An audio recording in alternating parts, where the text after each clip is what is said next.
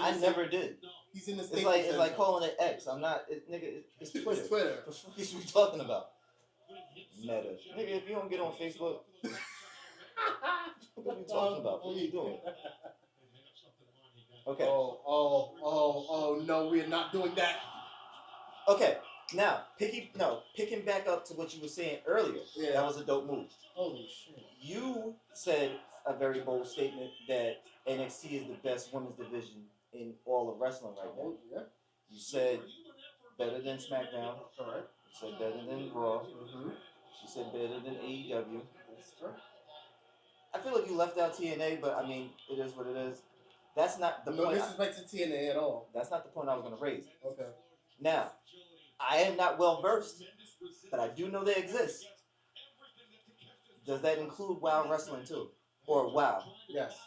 Really? Yes, it does. For those who don't know, WoW is Women of Wrestling. Yep. It's a whole women's league. So and it does. And to be honest with you, and this is also going to be a very bold statement. Oh shit. And I may actually get a cancel with this statement. No, that's my job. Wait, what happened? There's only 4 women that carry Wild Women's of Wrestling. One of which is not even there no more. That is Nikita Lyons. Nikita Lyons. Hey, the other one... Spade is big. Whatever. The other one is The Beast. That's legit her name, The Beast. The other 2 were twins. Tongan twins. But also in relations to the bloodline. That's it. To me. Yo, they gotta learn to put the dick down. There is just way too many kids. Listen, y'all know there's other things to do, right? Bro. This is not the 1800s where all you got to do is just churn butter and have kids. Here's the funny part. Go get a Dreamcast or a PlayStation or something. Nah. What the fuck is happening? Nah. There's like 40 million of them. I knew Rikishi's sons were the Usos. When Solo came along, it's like, okay, so he has another kid. But then there's another brother. There's one more. Yeah. The Usos and Solo has another brother. I see why Cody had to say that in his intro. Hey. You know wrestling got more than one royal family, right? He has to.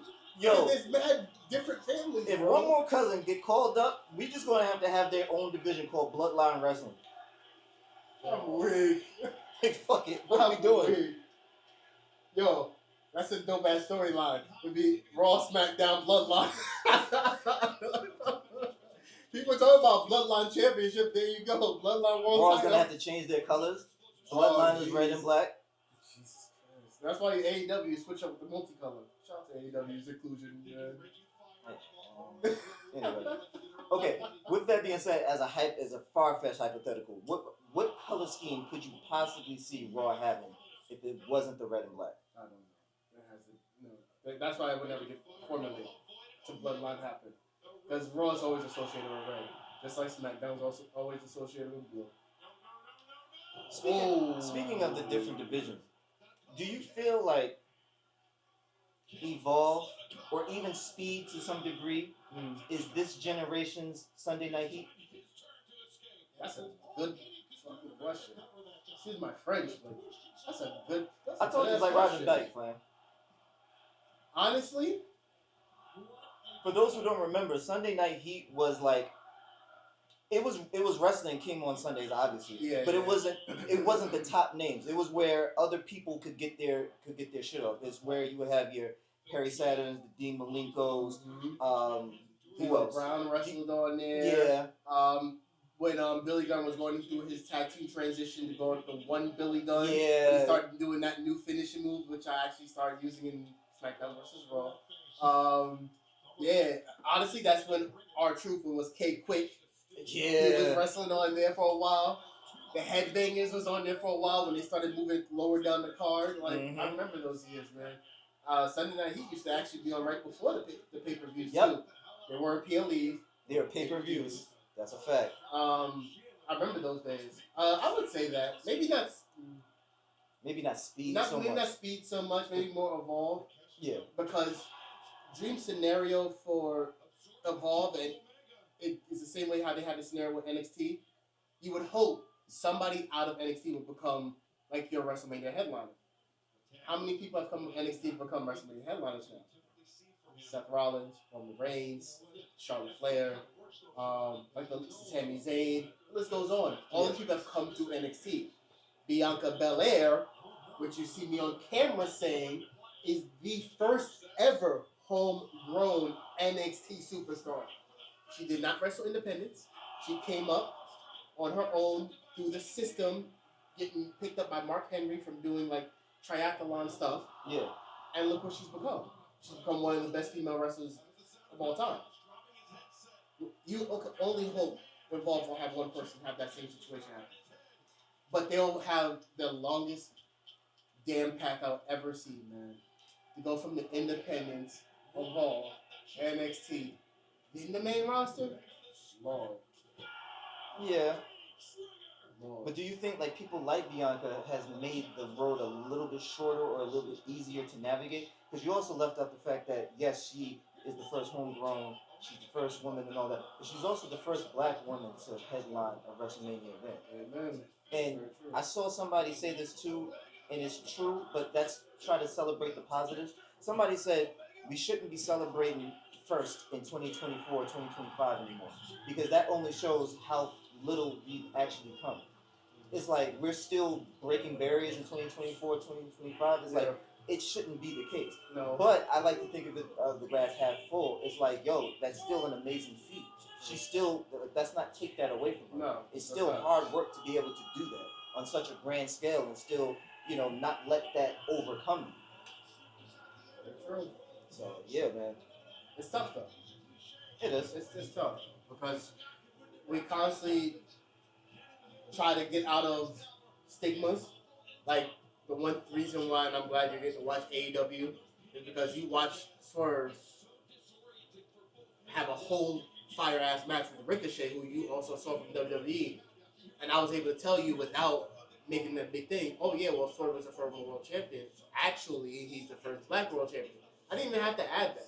It was just the fact that, look, he's a former world champion in AEW, and he's really good at it, so... Yeah, no. I'm with the removal of just like they have to be so focused on them being black. And that's a very good point. That is a good point. And yeah, let the record show. That was my first time seeing Swerve. That motherfucker put on a damn good show. Yo. That shit is crazy. Yo. Now, I'm still on the fence about Ricochet's promos and how his character and all that. He's still squeaky. I'm still on the fence about that, but one thing you can never dispute is Ricochet's wrestling ability. Like, he puts on a show, and I'm glad that he's actually in a place that's pushing him and celebrating him and giving him the lane that he needed. Because he was getting somewhat looks, but to have somebody like Ricochet go against Logan Paul, I was just like, what the hell are we doing? I mean, yeah. With Bad Bunny and Damian Priest, I got that. Two Puerto Ricans going at it. Not like that, but I get what you get it. Yeah. You got one who's homegrown, and then you got one who's the New York Puerto Rican, repping Brooklyn. That was cool. And then you have the whole, and this is also a good point too, you have the people who, this is their life, this is what they do. Mm-hmm. And then you have the people who are kind of like part-time that come into it, like the Bad Bunnies, the Logan Pauls, things like that. So you also always see that rift, and you see the two sides fighting. And sometimes as a fan, you just really don't care. You just want to see a good match. True. But you can't help but see the unfairness there. And that also kind of brings me back to the whole Stephanie Becker, Julia thing. It's different because they're wrestlers and they're putting in the time in. But when you come into another arena and another company that I've already put in work in, and you just skip the line, I can't help but feel slighted. Naturally. And then you got me doing dark matches, but I was just doing, like, to see Kaden Carter do dark matches when she wasn't just tag team champion, literally, and they only gave her for that month. Yeah.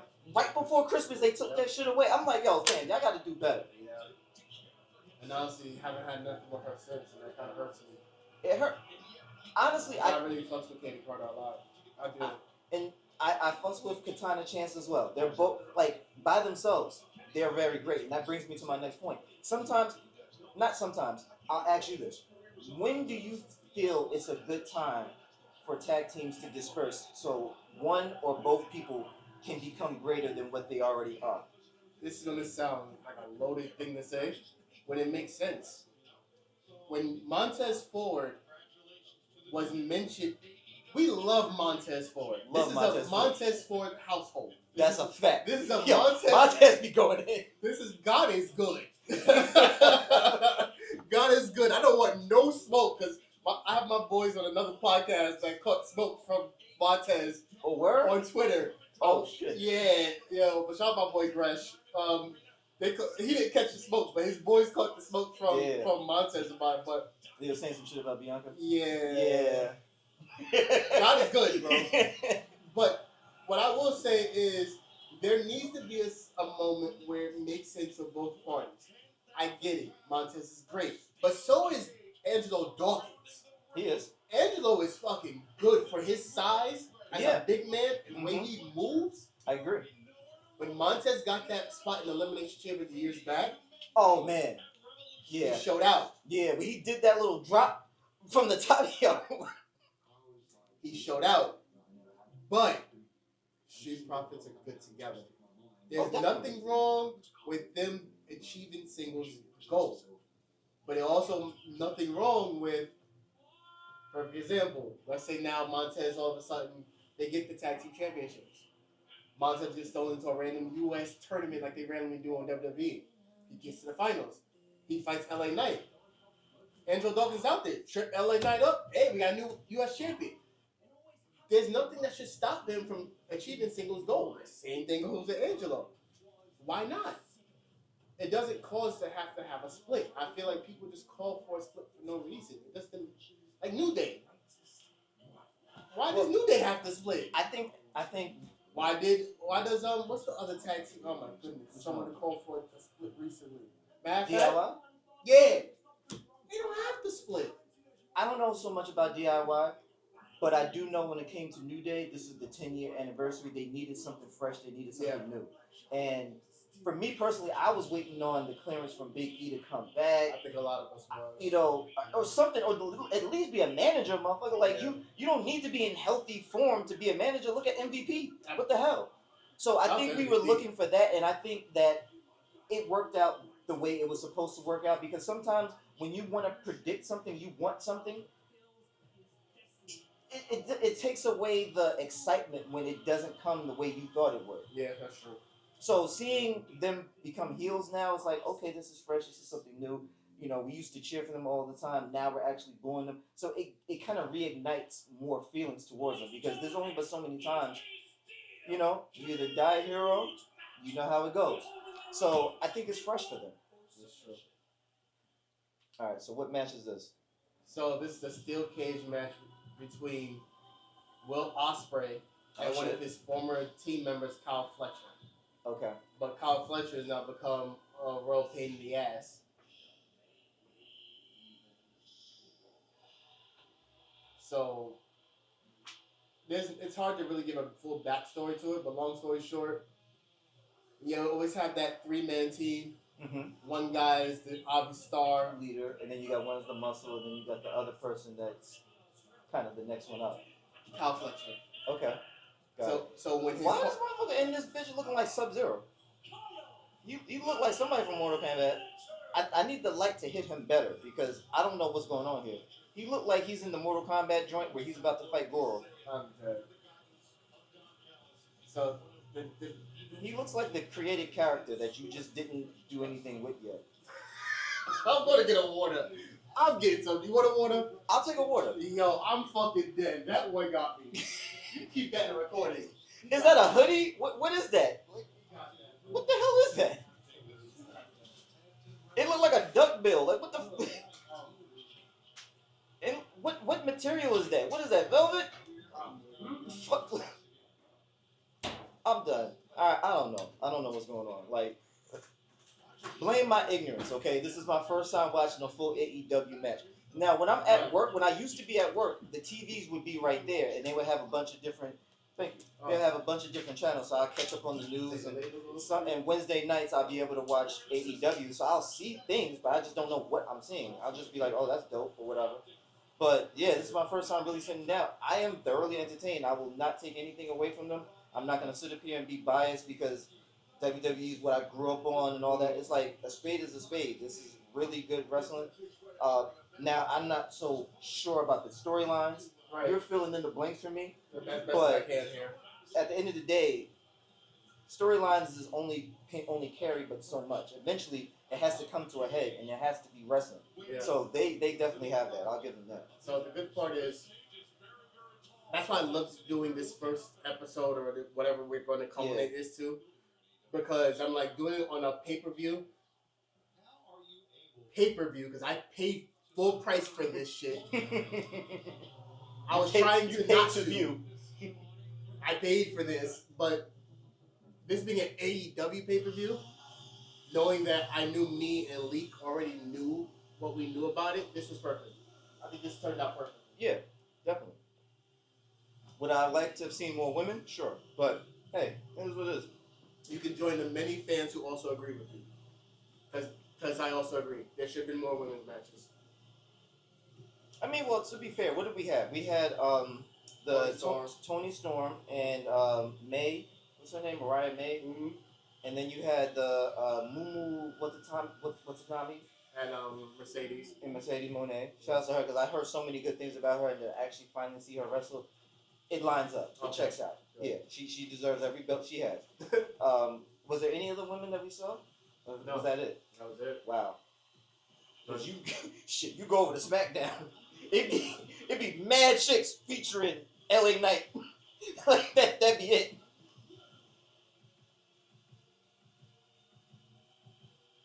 This is a new entrance for Lost. This shit gonna give motherfuckers seizures for sure. What the hell?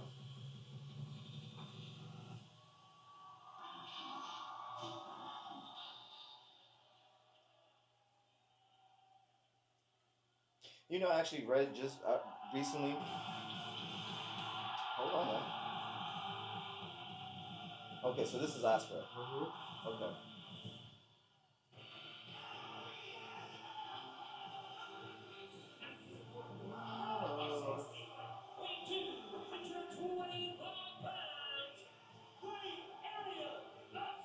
That's what make it know who you know I'm a fan of. That's Will Ospreay right there. I respect Empire. I've heard a lot of great things about him. Mm-hmm. The thing that I'm curious about, though, is I've heard great things about him for a while. Okay. With that being said, do you think as the time has gone on that he's slowed down? Has he started? Have you started to see the age catch up to him? No. Okay. And the funny part is, he's been kind of characterized as someone who should slow down because he takes a lot of high risk moves and does a lot of high risk stuff. Yeah. And I get it. Here's my thing. Mm-hmm. Your moveset should play into who you are based on your character. Okay.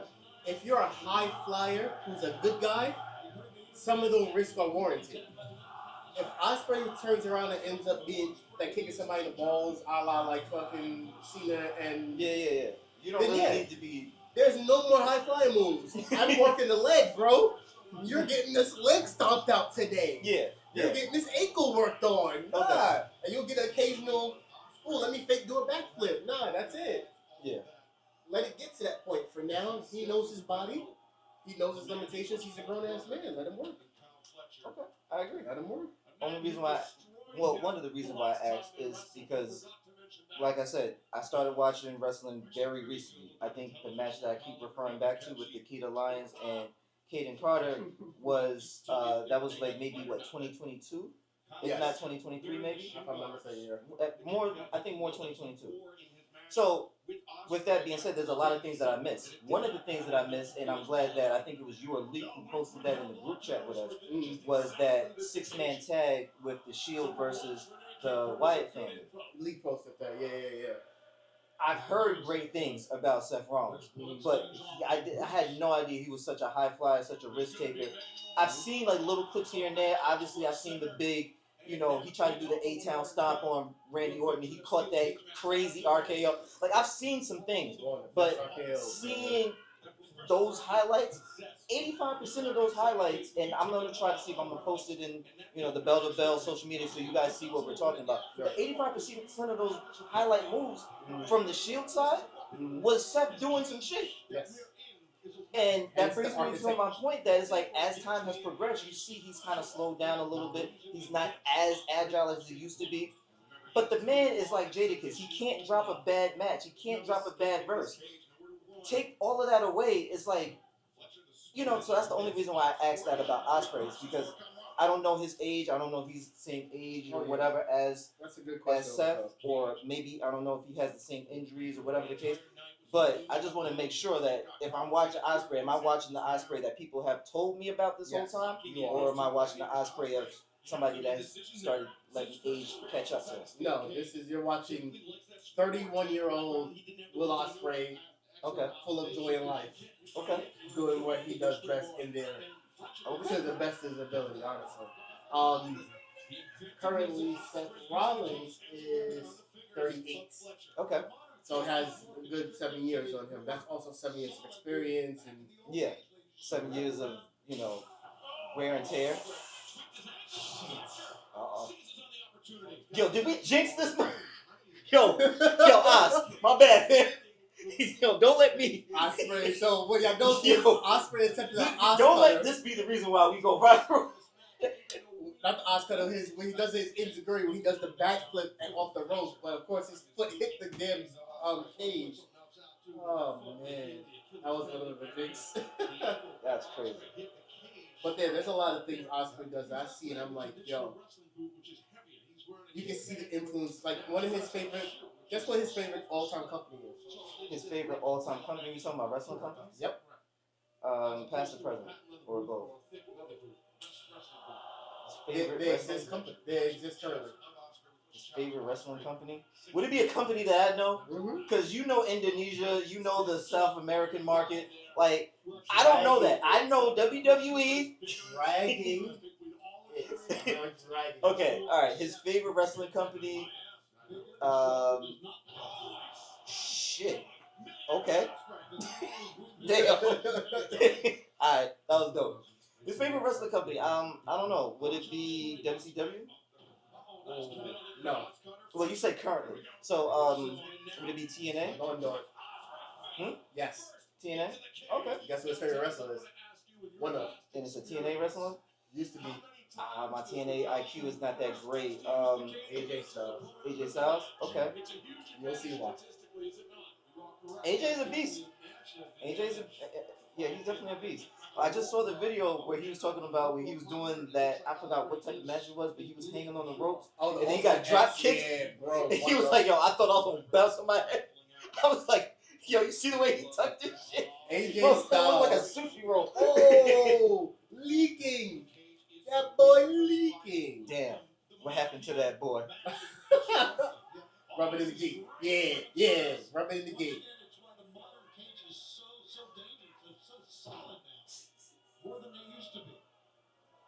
He needs some type of facial hair or tattoo or something. He looks like the creative wrestler. He looks like the one that you practice the moves with. Yeah, that's disgusting. He licked the freaking blood off the gate, bro. He has snakeskin tights on. What did you expect? What are we talking about here? Why is that a shock to y'all? Yo, no lie. He looks like a Fast and Furious villain. He do. No lie. It looks like a Fast and Furious villain. How Fletcher, you look like he'd be the main one to be like, hey, yo, Dom, fuck your family. And then that's where it starts. Here comes some new music from West Khalifa. Yo, side note, why did I hear... Alright, this is not wrestling related, but why did I hear that I think they're trying to do like a Jurassic Park Fast and Furious crossover? I heard something about that too. I don't know. That's just so out the freaking... What is happening? Yeah, I heard something. He's right. I heard something about that too. I don't know what they were thinking. Yo. What? Like, I feel like they're just running out of ideas in Hollywood, man. I'm convinced. I'm so convinced, man. Okay, now, to spin back and bring it back to wrestling. How does that work, right? Like, how does that work? Does this. I'm telling you. How does that work? So, to bring it back to wrestling, how should I say this? Oh! Okay. That was pretty dope. That was a pretty dope thing. Running out of ideas can be easily correlated to wrestling. Because for a very long time, do you not agree? Because you stuck with wrestling a lot longer than I did. I topped out a long time ago. Back when Edge was still champion and he changed the belt, that's when I was there. But for you, you saw everything. So what do you think was the catalyst to why the writing was so bad and things were just so? Because this is what I'm hearing. I'm not sure. You make it too easy for me. But go ahead. Okay, because this is what I'm hearing, in the chat and just when I'm online, things like that. Ignore the milkshake. Ignore the milkshake. So what do you think was like some of the contributing factors to it? Do you think it was like the lack of talent? Do you think it was them not agreeing to the changes that they're trying to implement? Nope. Do you think it was? Do you think there was too many wrestlers and they didn't have enough storyline and time to be able to cultivate and build them all? That's half and half. Okay. So what's the other half? So what's the other half? No, that's up and down. That's okay. But the real reason? Competition. Competition brings out the best in everybody. When there is no liable competition, you can't create your own competition. That was the biggest issue with WWE. We love the idea of brand splits because we can see some of our favorite wrestlers now either on Mondays or Thursdays because SmackDown was on Thursdays way back when. That was beautiful. I think that was good marketing. I'm gonna get to that why, but keep cooking. Mondays and Thursdays, we knew. Choose which night. You know you're gonna see The Rock on this one because SmackDown was his show, but I know I was gonna see Triple H on Raw. But I also know I was gonna see Big Show who came from WCW on SmackDown. But then if I want to go watch the Cruiserweights, I want to watch them on Raw. I'll see Tajiri. Like, there was always a mix of something. But that was the closest the WWE had to making competition to make things interesting for themselves.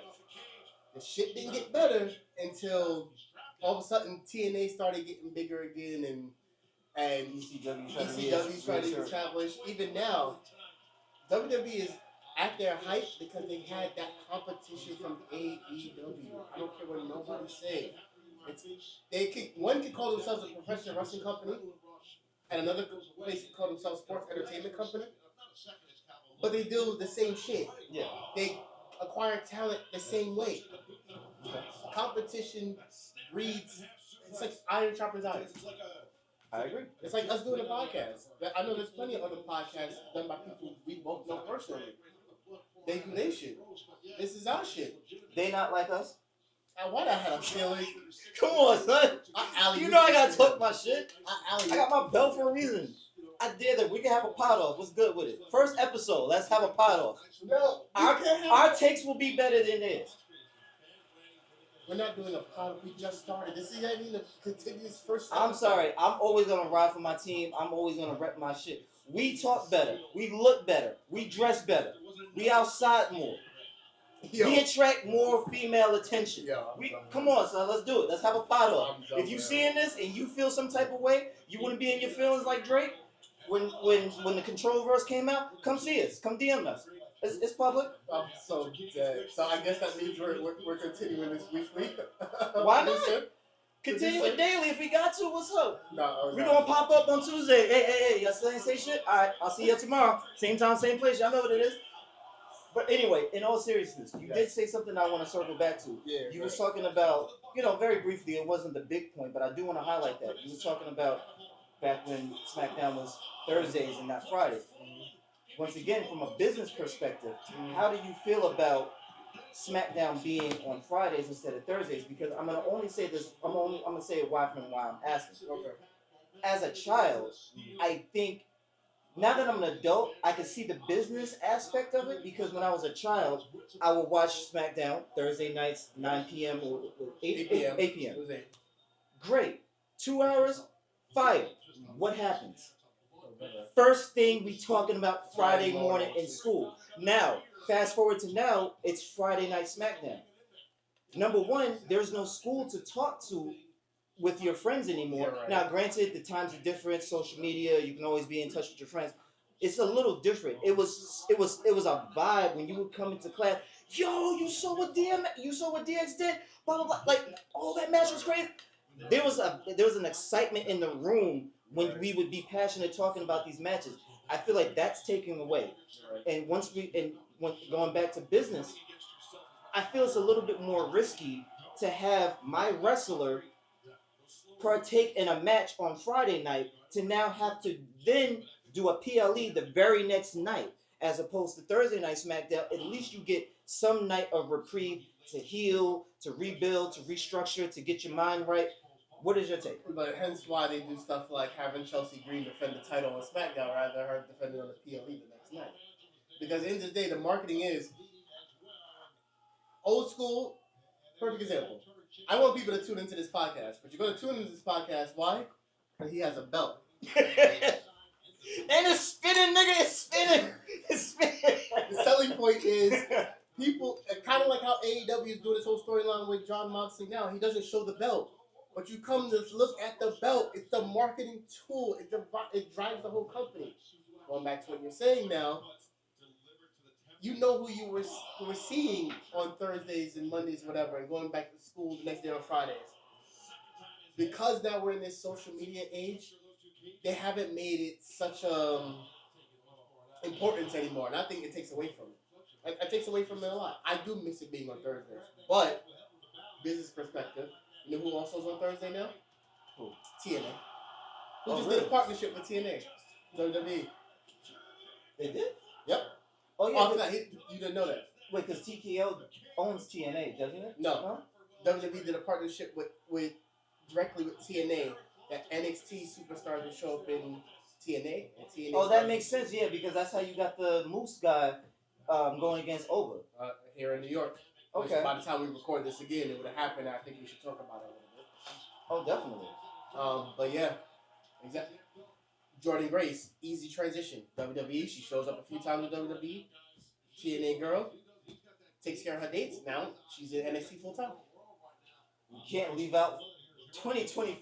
I did not think I was going to be seeing a Swanton bomb from fucking Jeff Hardy. Yo, what the fuck is happening? Being a TNA wrestler and a TNA Tag Team Champion at the same time too. Yo, with Matt. Yeah, it's beautiful. Yeah. It's a damn. Good God. Good God, man. You don't sleep on that creative character, because he's the one that does all the moves when you're trying to create. Shit.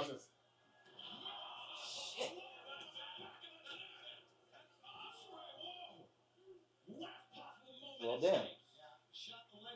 It's called mother love reflection.